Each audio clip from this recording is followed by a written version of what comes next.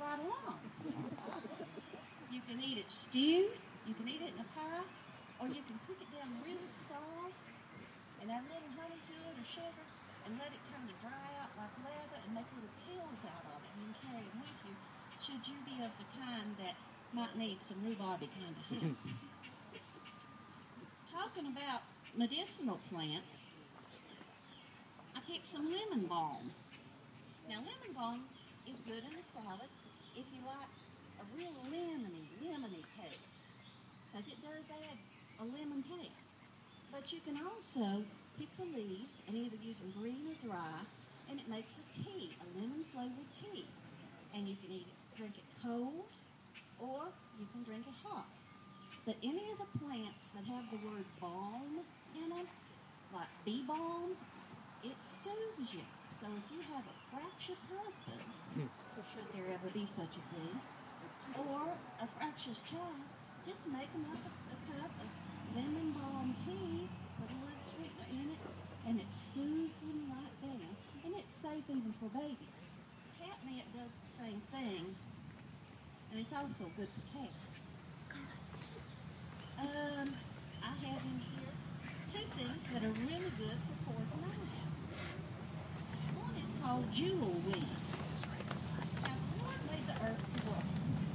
So when you find something bad, hopefully something good right here.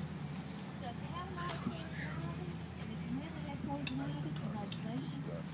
But jewel weed, you can break off and use the sap of jewel weed, and that'll help stop the itching. My favorite, though, is plantain. And some people call this foxtail.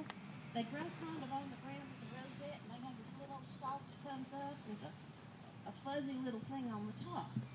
And you just get this and get your mortar and pestle and smash it all up, smear it on where your poison ivy is, and it dries it up and takes care of it for no time at all. So when you're out looking around, remember, if you get bit by a snake, look around and there's going to be something that'll help your snake bite, if you know what it is. So education is always a good thing. Well, there's you are, you dandelion. Speaking of the dandelion, did you know, I heard tell that there weren't any dandelions in the United States of America until the settlers from England came over and from Germany, that in their straw bedding, they had the seeds, and when they spread the seeds, they started growing. And you tell me if there's anything better looking than that little bright yellow flower about the end of February. It'll make you happy. You can dig a dandelion root too, by the way.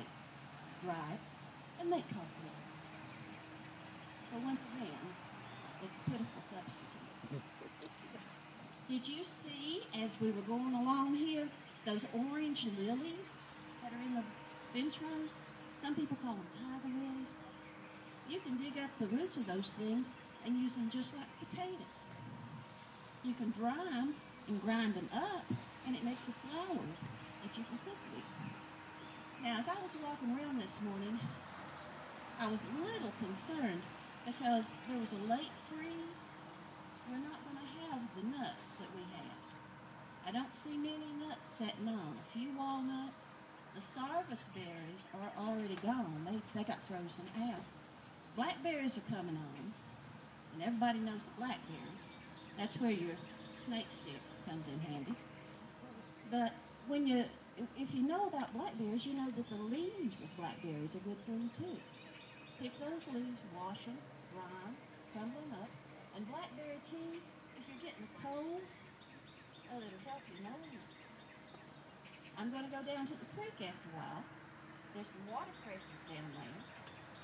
And also there's some willow that's growing down there. And I need something for headaches. I keep some in my cabinet. Now when they say willow bark, when you look at a tree, you see the little rough bark? That's not what they're talking about.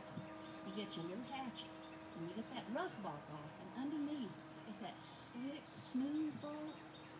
Get you some of that. Let it dry, crumble it up. You can make a little tea. It'll help your headache. Slippery bark alum. Make a little tea out of that in a bark. It'll help your sore throat. God provides. We just have to have the sense to know what he's provided. I thank you for listening. If you have any questions, I'll be glad to answer them. If I don't know the answer, I'll make something up.